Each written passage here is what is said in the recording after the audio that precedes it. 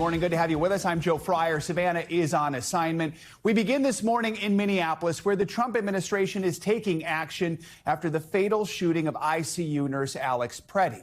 The Department of Homeland Security says that the 2 Border Patrol agents involved in his death have now been placed on administrative leave. The move marks a shift in the administration's response to the deadly incident. Border Patrol Commander Gregory Bovino initially told reporters over the weekend the agents involved had been reassigned. Bovino himself has since received orders to leave Minneapolis.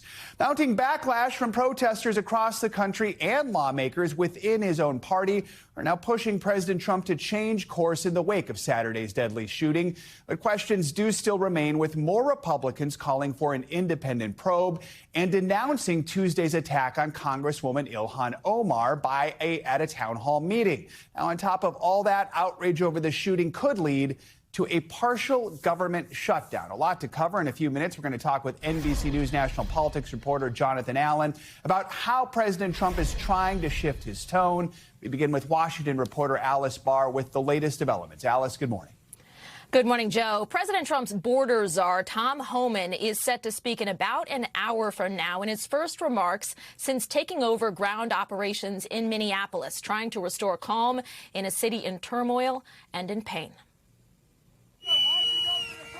This morning, the 2 Border Patrol agents who fired their guns in Alex Pretti's fatal shooting in Minneapolis are on administrative leave, according to the Department of Homeland Security, with President Trump's border czar, Tom Homan, set to speak, looking to ease tensions in a city on edge. Seeing what's going on in Minnesota, it really breaks my heart. The Minnesota governor still pressing for federal agents to leave the state, saying he's seen no sign of that. I have no evidence they have. All as new video emerged of Pretti in an altercation with federal immigration officers 11 days before he was killed. The footage from online media outlet The News Movement shows Pretti yelling at agents and kicking their SUV, breaking a taillight before agents tackle him. The video does not show what led up to the confrontation. Pretti's family saying they knew about the incident after it happened, adding he posed no threat to anyone and that nothing could possibly have justified his killing. In a separate sign of boiling tensions, Minnesota Congresswoman Ilhan Omar speaking out after a man rushed and sprayed her at a town hall with what her office now says investigators believe was apple cider vinegar. She blamed rhetoric from President Trump. The fear and intimidation doesn't work on me. Lawmakers on both sides of the aisle condemned the frightening incident. Political violence or those sort of confrontations should be condemned across the board. As they work to prevent a partial government shutdown by the end of the day tomorrow, with Democrats dug in against Homeland Security funding without changes to immigration enforcement operations. And Democrats' demands include ending roving ICE patrols across the country, body cams on all immigration enforcement agents and no masks, and an updated code of conduct. They want Republicans to separate Homeland Security from other government funding to negotiate reforms, but Republicans have so far resisted. So, Alice, if we do have a partial government shutdown, what would be impacted by that? So on top of course, Homeland Security, we're looking at funding for the Department of Defense, transportation, education, and the IRS. But what we have to note here is that what would not be affected is funding for ICE, because that funding was approved as part of the big, beautiful bill that President Trump, got through Congress. Democrats believe they don't have a whole lot of leverage points here, though, to try to force change on what has been an issue that, of course, has brought turmoil, uproar across the country. So they're taking this moment here, and it could mean a partial government shutdown by the end of tomorrow night. All right, Alice, thank you so much. Let's continue our conversation now with John Allen. John, good morning. You've co-written a big piece for NBC News. It's titled Inside the White House in the Chaotic Hours After Alex Pretti's Shooting. It's an account of just how the Trump administration responded to that incident based on 15 sources you and our colleagues spoke to. It's filled with finger-pointing and interagency blame games. Walk us through how it all unfolded in those hours after the shooting. I mean, and this is according to our sources, Joe. Basically, the first news that the White House got about what had gone on and the leadership of the Department of Homeland Security was a text message from Greg Bovino, the commander at large of the U.S. Border Patrol, which sits under the U.S. Customs and Border Protection Agency, which sits under DHS, and Bovino texted shots fired. And what that did is touched off a scramble to figure out what was going on the ground from within the White House and the leadership at DHS. They worked on a statement, together. And even as they did that, the Department of Homeland Security started telling reporters, basically suggesting to reporters that Alex Pretti had posed a threat to agents on the ground. What we've heard from both Secretary Noem through Axios, another outlet, is that she was acting at the direction of Stephen Miller, the White House Deputy Chief of Staff. The White House folks have suggested that they were acting on information from the Border Patrol. And so, to your point, a whole big round of finger pointing. But all of that is to say, there is a recognition inside the administration that they very much botched the response to this as they went out and said things that were untrue to the public in public statements, in tweets. We heard Stephen Miller, that White House Deputy Chief of Staff, where we saw him post on X repeatedly that Alex Pretti was an assassin or a would-be assassin. There was again this push to suggest that he had brandished his weapon at ICE. We've all seen the at Customs and Border Patrol. We've all seen the video. He did not do that. So really, people trying inside the administration to explain why they lied to the American public and and ultimately to the president, or at least misinformed. Yeah. So, John, is there a moment that made President Trump reset his posture and reshuffle his team? Yeah, our sources told us that basically, the president, who is an inveterate watcher of television, both network and cable news, basically all day Saturday was in the Oval Office, and he was shuttling back and forth between the Oval Office and a little side dining room that he has, and keeping his eyes on the news, and basically was watching the coverage and decided that what he was seeing was not playing out well. One of our colleagues spoke to a Republican lawmaker who had spoken to President Trump and put it in just those terms, that he basically did not like the way it was unfolding in front of his eyes. And so I think that started to move him. Certainly by Saturday night, he still wasn't at a place to make a change. But by Sunday, it was very clear to him that he had to make some sort of shift, at least optical, if not tactical, in terms of getting in some new folks involved. Tom Homan, the border czar, going into Minnesota, and Greg Bovino getting subbed out. And John, this whole incident does seem to be dividing the president's conservative supporters. We're seeing it within conservative media. On one hand, you have those who don't want him to retreat from this hardcore immigration crackdown. But then you have gun rights advocates who were left uneasy by the administration saying Pretti was dangerous simply because he was carrying a gun. Walk us through just how much of a tightrope is the president walking right now? How divisive could this be for his base? Yeah, anytime there's a fracture within your own party, and particularly within your core support, it is politically precarious. So the president is walking a tightrope. I think, he believes, and there's evidence to suggest this, that no matter what he does, most of, the sort of MAGA movement the vast majority of the MAGA movement will go with him. That said, there is a risk for him that if he abandons the mission in Minneapolis, or just is seen to be abandoning that mission by some of those MAGA supporters, that he could lose support, because for so many of them, that was the top issue. And when I say lose the MAGA support, I don't mean that they're suddenly going to become Democrats, but some may be less inclined to go out in the midterms and vote for Republicans. And certainly, they may gripe a little bit more. The Second Amendment folks, they continue to be supportive of the president broadly. They tend to, they're making their points without attacking him directly. But basically what they've said is that Alex Pretti, just like every other American, had a right to carry a weapon under the, at least in Minnesota, under their state law, because he was permitted to have that Sig Sauer handgun. All right. Jonathan Allen, appreciate your reporting. Thanks so much. As expected, the Federal Reserve left interest rates unchanged on Wednesday. Fed Chair Jerome Powell described the economy as solid and said risks to inflation and employment were diminished. It was Powell's first appearance since he attended those oral arguments at the Supreme Court last week. The justices are considering whether President Trump has the authority to fire Fed Governor Lisa Cook. Powell defended his decision to attend that hearing, saying it was perhaps the Fed's most important legal case in its 113-year history. For more on all this, let's bring in Investopedia's editor-in-chief and chief business editor of People Inc., Caleb Silver. Good to have you with us. Before we chat, let's hear a little bit more about what Powell had to say during the news conference yesterday.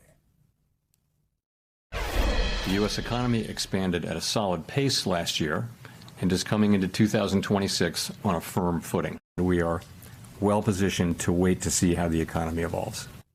So help us understand why, as you and everyone else predicted, they left interest rates unchanged. We know President Trump would like to see them lowered more. Are there risks? What would be the risks of doing that? Lowering rates aggressively now could stoke inflation, and we're still dealing with it, although it's a little bit more tempered than it was a year ago, certainly 2 or 3 years ago. But inflation, and Powell was quick to note this out, is really tariff related. He said this could be a one-time price increase because of the tariffs that went into effect or that were threatened over the past several months. He does not think that's going to be something that we have to deal with as an economy. So no reason to lower rates now. The labor market is what they're watching closely, and he said the labor market is more stable than we might be led to believe given the announcement of some layoffs and some rumblings there. And we're, of course, still waiting on the Supreme Court decision about tariffs, which could have an impact there.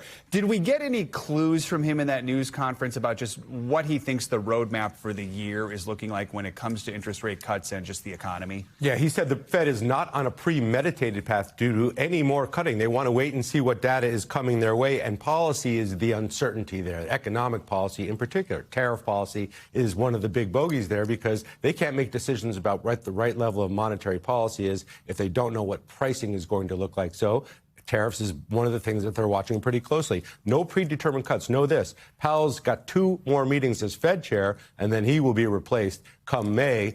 Doesn't mean that he's the one setting interest rates, but if you look at the voting for this particular FOMC meeting, 10-2 to hold rates steady. The only 2 dissents were Stephen Moran, who's appointed by the president. His term actually ends Saturday, and then another Fed chair, a Fed governor who may be the next Fed chair. So for everyday folks holding the interest rates steady, what does that mean when they're thinking of savings accounts or whether to get a mortgage? What does it mean? Yeah, look at your bank right now as you're driving past work or if you're going in, because the rates they're offering you right now on CDs and high yield savings accounts, those are going to remain very steady right now. So are credit card APRs, unless the president, through some executive order, is able to cap those at 10%. That looks doubtful. All of the things we borrow are probably going to stay at those borrowing levels for now. You may earn less money in the bank come the second half of this year because that's when rates may go down, maybe a quarter point, maybe one little baby cut this year, maybe 2, but it really depends on the state of the economy. Powell said that the government shutdown last year did have an impact on the economy. We are racing toward the possibility of another partial government shutdown. What would that mean? Yeah, well, the last one was 48 days, and it did slow the economy, probably 0.5% of GDP. Now, we don't necessarily feel that on a day-to-day basis unless you're a government worker and you were furloughed during that time. It depends on the duration, how many agencies are shut down. This one doesn't look like it'll be as deep as the last one. If we do have a government shutdown, less agencies might be shut down. It's a hassle for a lot of people, and it could slow growth, but the economy, as Powell said, and as you can see from the headline numbers, it's still growing. All right. Caleb Silver, good to have you with us. Thank you so much. In Georgia, federal agents raided the Fulton County Election Center, which was at the center of President Biden's win over President Trump in the state 5 years ago. The agents arrived with a search warrant yesterday. Then they seized an unknown number of boxes containing old ballots from the 2020 presidential election. The FBI told NBC News that it was conducting, quote, court-authorized law enforcement activity at the election hub, but provided no further details. State Senator Josh McLaurin, a Democrat, called the search extremely alarming. He pointed the finger at President Trump, who has falsely claimed for years that he won Georgia in 2020. He's dispatching federal officials at the highest levels of government to try to vindicate his agenda. Again, the local FBI office, as far as I'm aware, is not involved. So that tells you everything that you need to know. This is an order from on high to try to disrupt Fulton County's election administration just because Donald Trump is still mad that he lost the 2020 election. President Trump notoriously tried to pressure Secretary of State Brad Raffensperger to overturn Georgia's election results back in 2020. Numerous state and federal investigations looked into it and found no evidence to support his claims. NBC News senior justice reporter Ryan Riley is following this story for us and joins us now. So, Ryan, let's start with this warrant the FBI had. I mean, what do we know about who was involved in this raid and just how it all unfolded yesterday? Yeah, it has to do with all of these ballots from, more than 5 years ago now, back in 2020, that were seized. That's what the information that they were looking for is. The election hub itself actually wasn't built until after and didn't open until after all of this happened, right? So this is a new facility that opened in 2023, but it has those old documents there. And here's what one local official had to say about what exactly was seized. We don't know where they're being taken. We don't know what's going to happen to them.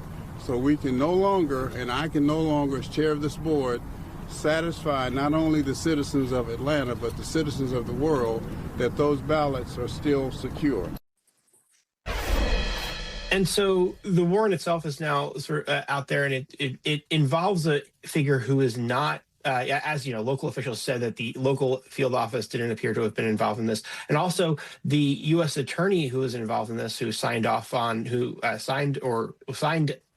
in on the warrant, the application for the warrant, is not from the district either. It's actually an individual from Missouri who was associated with Eric Schmidt, the Republican senator, and was nominated to that position by Donald Trump. And so I think there are a lot of questions about, who's driving this. To a lot of folks, this did seem to come out of nowhere, and this was not something that it was sort of side mission. It seemed like that, but obviously Donald Trump has really for a while wanted them to investigate 2020. Yeah, and one reason local election officials were surprised by the warrant is because Fulton County, they say, was already in the process of turning over these documents. Explain more about that.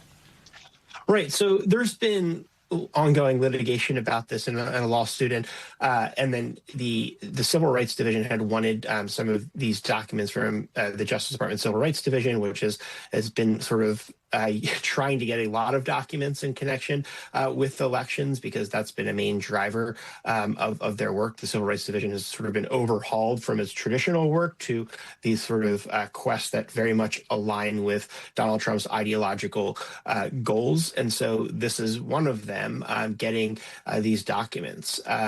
And that was sort of in the works already to some extent. But the question here is, what exactly are they investigating? And the big question instantly when you talk about an investigation of more than 5 years ago is, okay, what is that's outside of the statute of limitations. The statute of limitations is 5 years old. And so in order to charge any crime that is outside of that 5-year statute of limitations, you'd have to find some sort of criminal conspiracy that continued into the past 5 years. And so the question would be, what's the criminal conspiracy that continued to within the past 5 years? And if there's no criminal conspiracy that continued within the past 5 years, why is there a subpoena, or why is there a search warrant out in the first place? And so I think there are just a ton of questions about what's going on with this investigation, and we don't know where all of this is going to lead. But Donald Trump we've seen before, Donald Trump gives the Justice Department an assignment, and what we see here is the Justice Department under his appointed leaders appears to be following the assignment. Yeah, Ryan, I just want to ask you more about that. You make the point, if this is beyond the statute of limitations now because it's been more than 5 years, it would have to be a conspiracy case. I would have to imagine that is a harder case for prosecutors to bring or get an indictment on.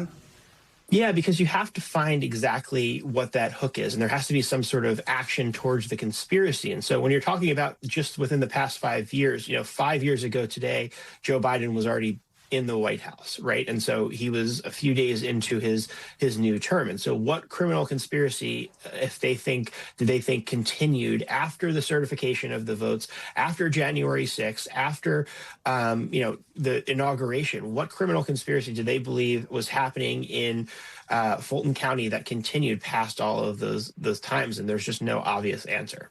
All right, Ryan Riley, thank you so much. Appreciate it. The East Coast is bracing for yet another winter storm this weekend as the deep freeze continues. This morning, more than 100 million people are under cold weather alerts from the Gulf Coast to New England with no end in sight for these freezing temps. The monster storm that started sweeping across the country last weekend is to blame for at least 73 deaths, left a blanket of snow and ice that is still being cleaned up. It also knocked out power for hundreds of thousands and led to widespread delays at major airports. And now there's a chance this Arctic blast could continue to stick around for 10 days, maybe more in many places. More on that, the frigid cold impacting most of the country and the possibility of another winter storm hitting the East Coast. It's time for your Morning News Now weather and Angie Lassman. Angie, what you seeing? Joe, I can sense how unhappy you are about the cold, and I get it. You and me both. We are stuck in the freezer, unfortunately, for a lot of folks, and that's the story this morning. If you look across parts of the Northeast, down through the Mid-Atlantic, even the South, places like Florida waking up to these cold alerts as well. We've got in total 101 million people under those alerts, as temperatures are sitting just at 2 degrees for Chicago, feeling sub-zero, of course, when you add the wind chill for Cleveland and Chicago. We've got 19 in Nashville. New York City feels like just 1 degree when you get out the door this morning. And even as far south as Miami, you're into the 50s, and you're going to get a whole lot colder here as we look into the weekend. But for now, here's your highs today: 17 for Columbus, 20 for Philadelphia, 46 for Atlanta, and 63 for Gainesville. For tomorrow, we're still going to be kind of dealing with this bitter cold. It unfortunately does not let up, even for the extended period. We'll see some dips in temperatures. Back to the teens we go by Saturday in Detroit. We'll rebound into the 20s. Doesn't make it a whole lot better. We've still got the 20s on tap for Saturday and Sunday in Baltimore, as well as Raleigh. And then we've got to talk about the potential for this developing nor'easter. So here's what we've got right now and what we know. Winter storm watches across parts of the Carolinas, really 22 million people, including Roanoke, Raleigh, Wilmington, out towards the coast, Columbia and Asheville included in that as well. And as we look to Saturday, we're likely going to see this nor'easter developing here as we get into the weekend. But here's what we've got for Saturday. This area of low pressure starts to intensify just offshore. So that means that we've got bands of some heavy snow and the potential for some really gusty winds closer to the coast for the Carolinas and Virginia on Saturday. It'll be moderate to heavy snow that they deal with. But then notice this kind of works up the coast. I think for most of us, it's going to be snow brushing eastern New England. So places like Boston, stretching up down through Nantucket, maybe parts of coastal Maine. The issue also will be the gusty winds and that flood risk. The coastal flooding will be possible. We'll see likely in places like the Carolinas, hurricane force winds are going to be possible closer to the coast. So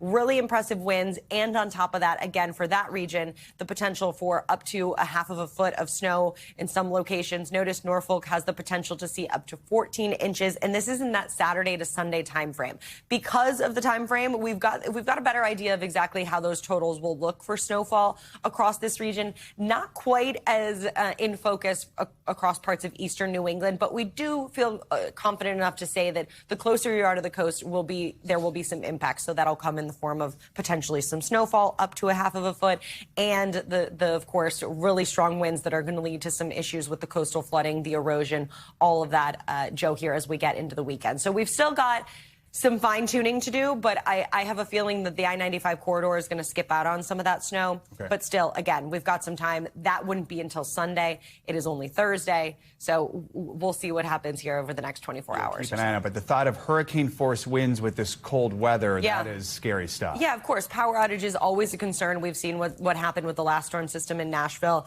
and the power outages in that deep cold, and we could be looking at some coastal areas dealing with that again, especially along parts of the Carolina coast. All right, Angie, thank you so much. We thank you for watching. And remember, stay updated on breaking news and top stories on the NBC News app or watch live on our YouTube channel.